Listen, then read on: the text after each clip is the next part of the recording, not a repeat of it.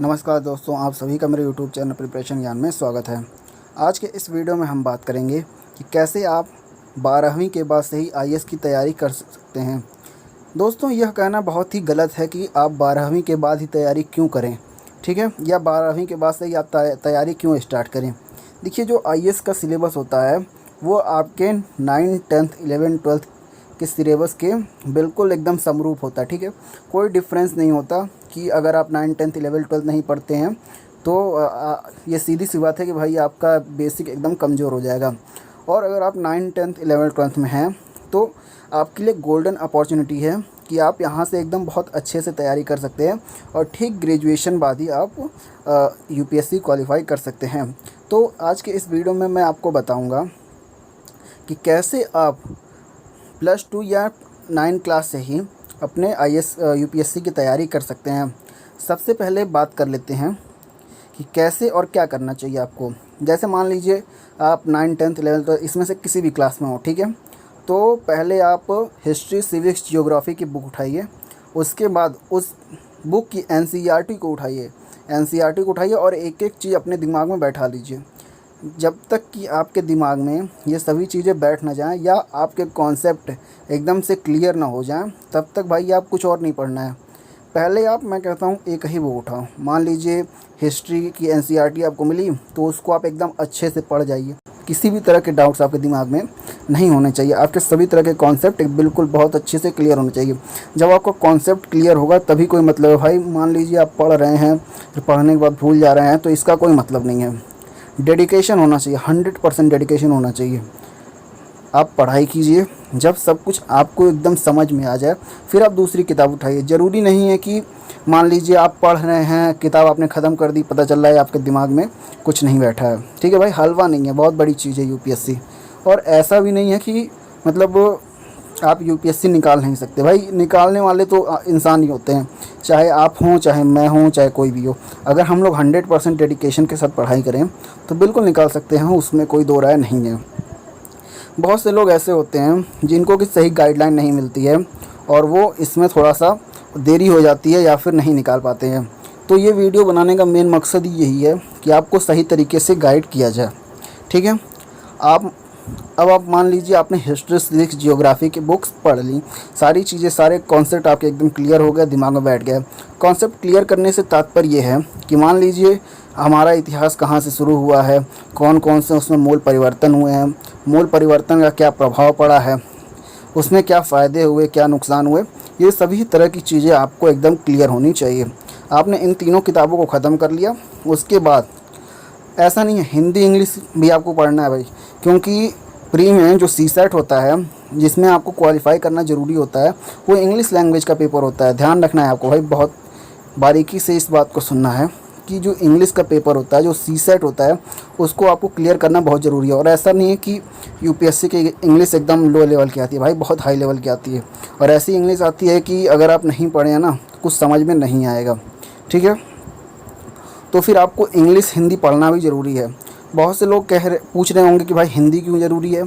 तो मेरे भाई, ऑप्शनल सब्जेक्ट में अगर आप हिंदी रखते हैं तो हिंदी के सभी डाउट्स आपको क्लियर करना बहुत ज़रूरी है।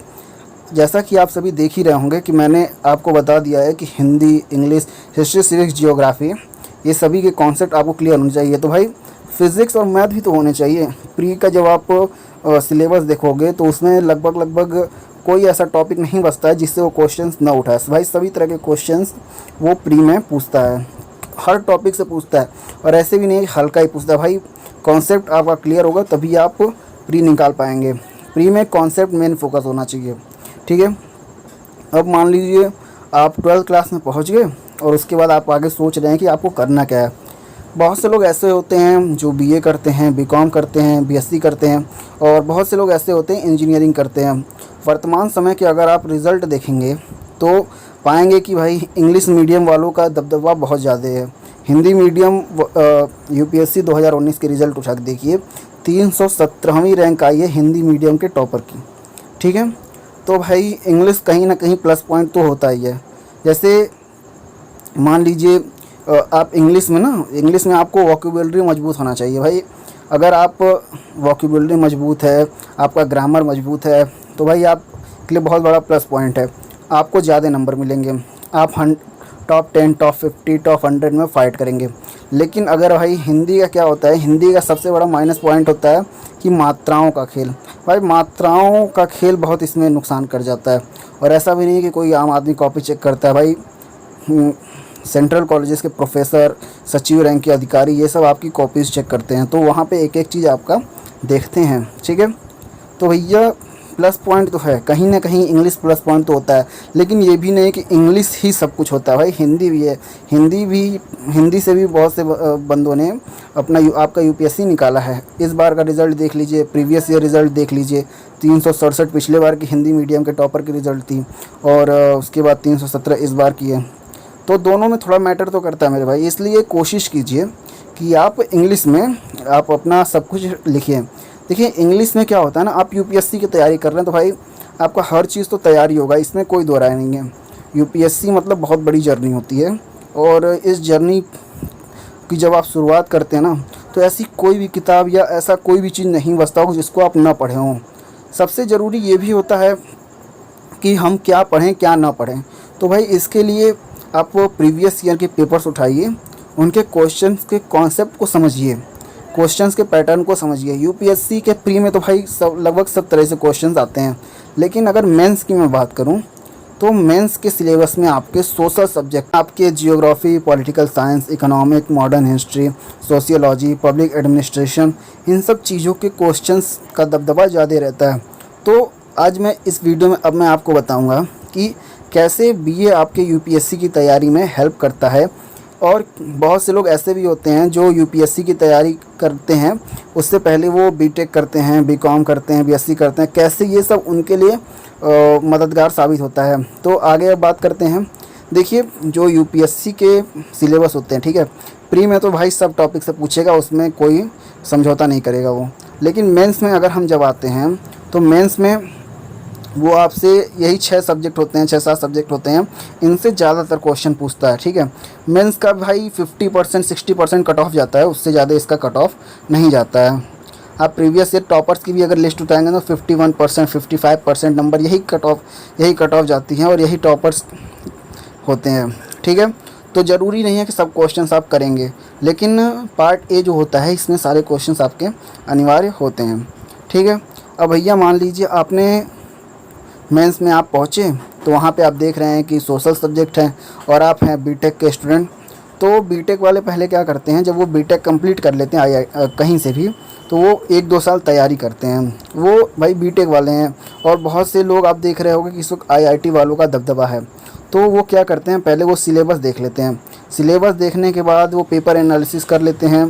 पेपर एनालिसिस करने के बाद वो फिर तैयारी शुरू करते हैं, करते हैं, और वो अपना रिस्पांस काफ़ी अच्छा देते हैं। जैसे वो इंग्लिश मीडियम के स्टूडेंट है ना, तो इंग्लिश मीडियम में मैंने आपको बता दिया कि नंबर भाई बहुत ज़्यादा मिलते हैं, उसमें कोई दो राय नहीं है। वो आप बिल्कुल इस बात से एकदम इत्तेफाक रखिए कि भाई इंग्लिश का जो अगर आप इंग्लिश में अगर आप अपने पेपर लिख रहे हैं तो भाई नंबर तो आपको हिंदी मीडियम के मुकाबले काफ़ी अच्छा मिलेगा, उसमें कोई दो राय नहीं है। ठीक है, अब देखिए आपने 12th कंप्लीट किया, 12th कंप्लीट करने के बाद आपने बीए लिया, तो जो बीए का सिलेबस है इसी बीच में अगर आप अच्छे से पढ़ाई करते हैं, आपका ओवरऑल परफॉर्मेंस काफ़ी अच्छा रहता है, तो जस्ट इसके बाद आपने ग्रेजुएशन कंप्लीट किया। ग्रेजुएशन कंप्लीट करने के तुरंत बाद आप यूपीएससी क्रैक कर सकते हैं। लेकिन जो बीटेक वाले होते हैं उनका भाई देखो उनका सोच अलग होता है। वो होते हैं अमीर बाप की औलाद, हम हैं मिडिल क्लास, हमारे पास इतना पैसा नहीं है कि हम चलें बीटेक करें, बीटेक करने के बाद फिर हम 2 साल तैयारी करें, उसके बाद हम चलें यूपीएससी निकालें। भाई जितने भी बीए करने के बाद जाते हैं ना, वो भाई मिडिल क्लास बंदे होते हैं, उनके पास इतना नहीं होता। उनका सीधा सा है कि बीए करेंगे, बीए करने के बाद हम डायरेक्ट यूपीएससी करेंगे। लेकिन जो बीटेक वालों की सोच होती है, वो पहले बीटेक करके एक डिग्री अपने पास ऐसी रख लेते हैं कि अगर मान लीजिए उनका यूपीएससी में नहीं हुआ तो फिर उनके पास एक अतिरिक्त ऑप्शन तो है, वो ये सोचते हैं। उसके बाद वो लोग तैयारी करते हैं। तो भाई अपने पास देखो, अपने पास पैसे नहीं है, अपने पास सीधी बात है पैसे नहीं है। अपने ग्रेजुएशन हुए 1-2 साल बाद चाहिए होती है जॉब।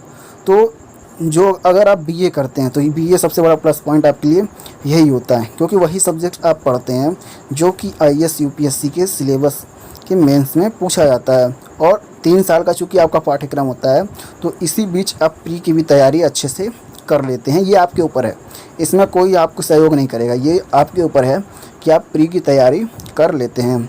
अब मान लीजिए आपने तैयारी की, आपका निकल गया, तो भाई बल्ले बल्ले है।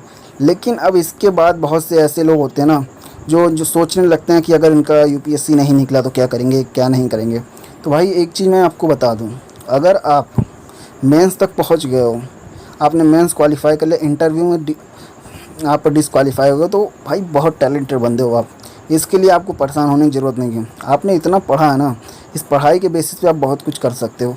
ये सोचने वाली बात नहीं है, ठीक है भाई। हर मिडिल क्लास आदमी यही सोचता है ना कि जैसे ही वो ग्रेजुएशन कंप्लीट करे उसको कोई ना कोई सरकारी नौकरी लग जाए। तो भैया आप ये वीडियो सबको शेयर कीजिएगा, इसको आप ज़्यादा से ज़्यादा लोगों को शेयर कीजिए, उनको कहिए कि इसको पूरा देखें, क्योंकि भाई ये आप ही के लिए बनाया गया है।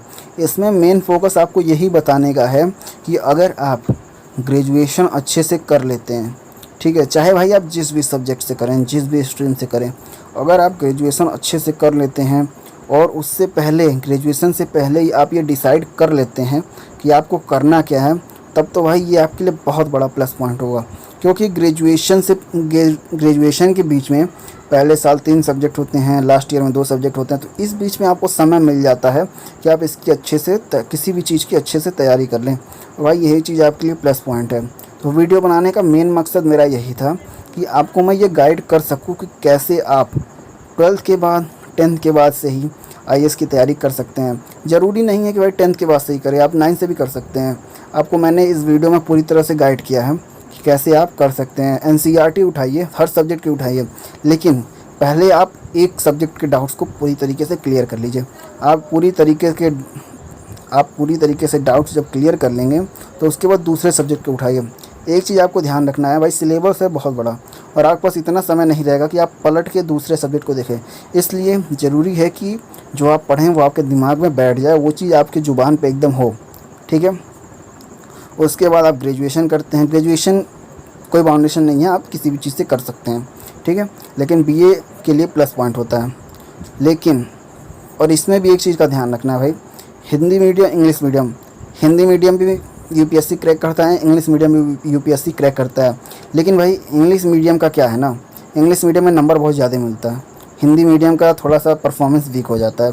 प्रीवियस ईयर रिज़ल्ट उठा के आप देख लो, उसमें मैं आपको ऐसे ही नहीं कह रहा हूँ, 367 2018 की हिंदी मीडियम का टॉपर था और 2019 में 317 था।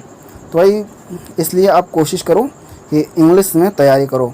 धीरे धीरे आपके पास इतना समय होता है, आप इतने टैलेंटेड खुद होते हो ना, जब आप तैयारी कर रहे हो तो आप ये समझ सकते हो कि कैसे आप अपना इंग्लिश मजबूत कर सकते हो।